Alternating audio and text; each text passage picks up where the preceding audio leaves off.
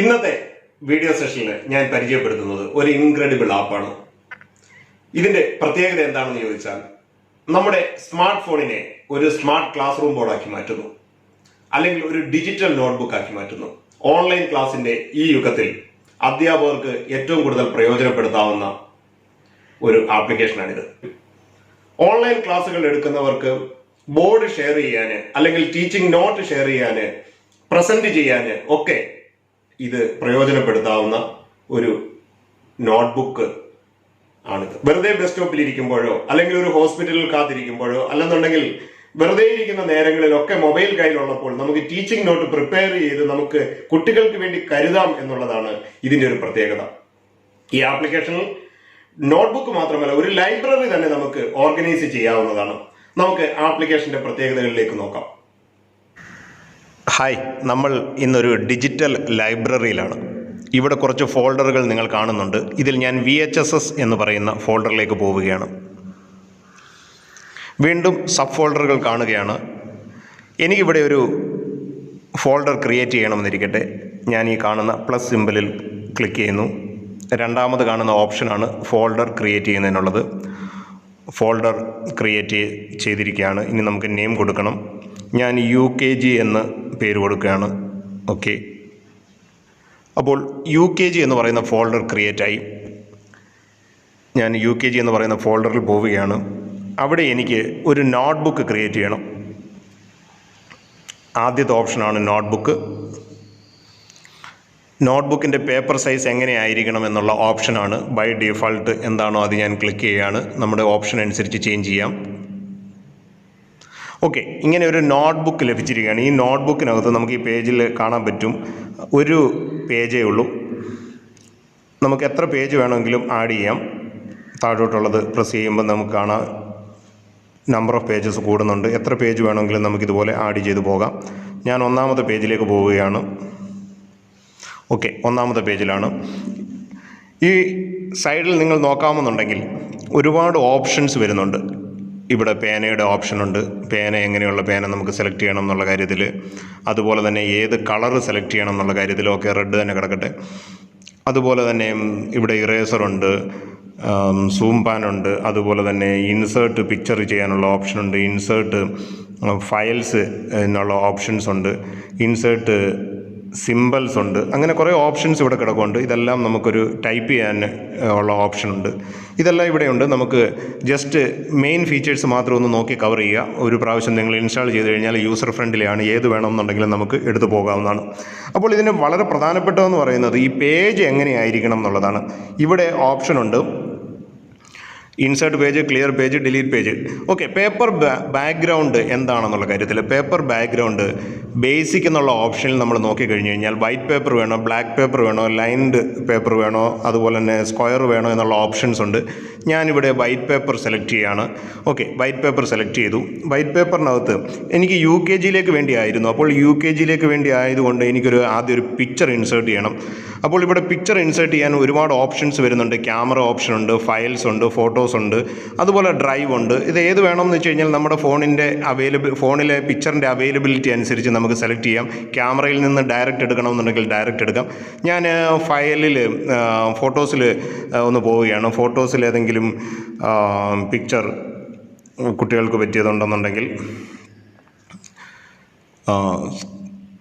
നോക്കുകയാണ്. സ്ക്രീൻഷോട്ട്സിൽ പോവുകയാണ്. സ്ക്രീൻഷോട്ട്സിൽ ഓക്കെ, എനിക്കൊരു ആപ്പിളിൻ്റെ പിക്ചർ കിട്ടിയിരിക്കുകയാണ്. അപ്പോൾ ഈ ആപ്പിളിൻ്റെ ഡയറക്ഷനും ഒക്കെ നമുക്ക് ഇതിനകത്ത് ചേഞ്ച് ചെയ്യാം. ഓക്കെ, ഈ ആപ്പിൾ വലുതാക്കണമെന്നുണ്ടെങ്കിൽ വലുതാക്കാം. ഓക്കെ, ഇൻസേർട്ട് ചെയ്തു. ഇനി എനിക്കിവിടെ UKGയിൽ പഠിപ്പിക്കേണ്ടത് കട്സീവ് റൈറ്റിംഗ് ആണ്. കട്സീവ് റൈറ്റിംഗ് പഠിപ്പിക്കുന്നതിന് വേണ്ടിയിട്ട് ഒന്നുകിൽ നമുക്ക് സ്ക്രീൻ പോർട്രേറ്റ് മോഡിൽ, അല്ലെങ്കിൽ ലാൻഡ്സ്കേപ്പ് മോഡിൽ, റൊട്ടേഷൻ മോഡിലോ നമുക്ക് ചെയ്യാം. റൊട്ടേഷൻ മോഡിൽ നോക്കാം.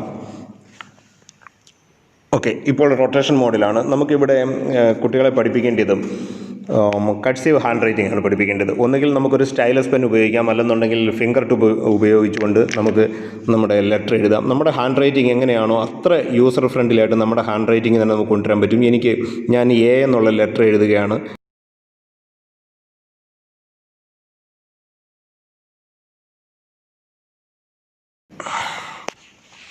നമുക്ക് വളരെ ഈസി ആയിട്ട് നമുക്ക് നമ്മുടെ ഹാൻഡ് റൈറ്റിങ് നമുക്കിതിലേക്ക് കൊണ്ടുവരാൻ പറ്റും. നമുക്ക് എന്താണോ ഇൻസേർട്ട് ചെയ്യേണ്ടത് അതൊക്കെ ഇൻസേർട്ട് ചെയ്യാം. ഓക്കെ, ഇവിടെ നമ്മൾ എഴുതി കഴിഞ്ഞു. ഒരു കാര്യം കൂടി പറയാൻ ആഗ്രഹിക്കുകയാണ്. ഇത് നമുക്ക് നോട്ട്ബുക്കായിട്ട് നമുക്ക് കീപ്പ് ചെയ്യാം. അതുകൂടാതെ ഇനി ഒരു പ്രസൻറ്റേഷനായിട്ട്, ഒരു വീഡിയോ പ്രസൻറ്റേഷനായിട്ട് കൊടുക്കണമെന്നുണ്ടെങ്കിൽ ഈ നോട്ട്ബുക്ക് യൂസ് ചെയ്യുന്നത് ഇപ്പോൾ ഞാൻ ചെയ്യുന്നത് പോലെ ഒരു സ്ക്രീൻ റെക്കോർഡർ ആപ്പ് കൂടി ഇൻസ്റ്റാൾ ചെയ്യുകയാണെന്നുണ്ടെങ്കിൽ നമുക്ക് ഈ നോട്ട്ബുക്ക് ഉപയോഗിക്കുന്നതിനോടൊപ്പം ഒരു വോയിസ് ഓവർ കൂടി കൊടുക്കാമെന്നുണ്ടെങ്കിൽ ഒരു വീഡിയോ ഫയലായിട്ട് വേണമെങ്കിൽ ഷെയർ ചെയ്ത് കൊടുക്കാം.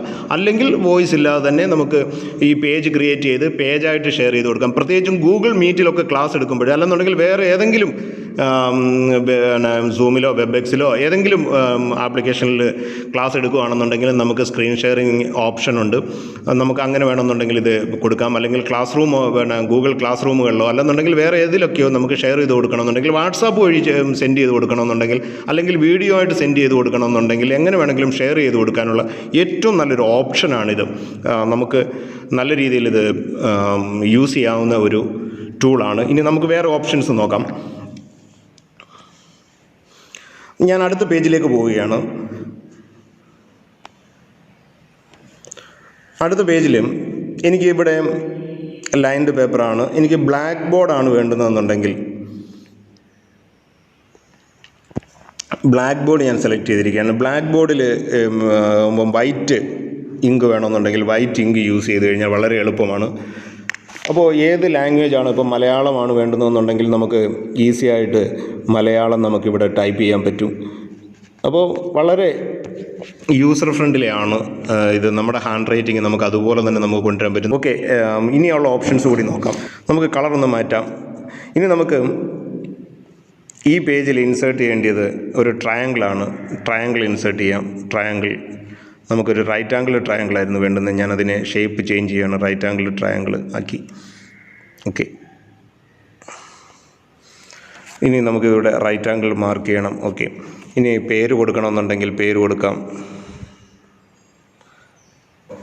അങ്ങനെ നമുക്ക് നമ്മുടെ ഹാൻഡ് റൈറ്റിങ്ങിനനുസരിച്ച് നമ്മുടെ പേജിൽ എന്തൊക്കെയാണോ വേണ്ടുന്നത് അതൊക്കെ നമുക്ക് ഇൻസേർട്ട് ചെയ്യാനുള്ള, റൈറ്റ് ചെയ്യാനുള്ള ഓപ്ഷൻസ് ഉണ്ട്. ഇത് വളരെ യൂസർ ഫ്രണ്ട്ലി ആണ്.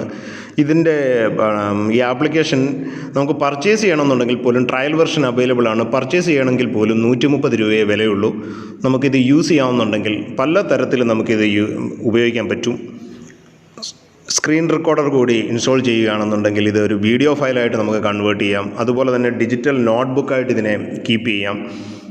അങ്ങനെ ഏത് ക്ലാസ്സിൻ്റെ വേണമെന്നുണ്ടെങ്കിലും നമുക്ക് ക്രിയേറ്റ് ചെയ്ത് കീപ്പ് ചെയ്ത് കഴിഞ്ഞാൽ നമുക്ക് ഓൺലൈൻ ക്ലാസ് എടുക്കുമ്പം സ്ക്രീൻ പ്രസൻറ്റ് ചെയ്യുന്നതിന് വളരെ എളുപ്പമാണ്.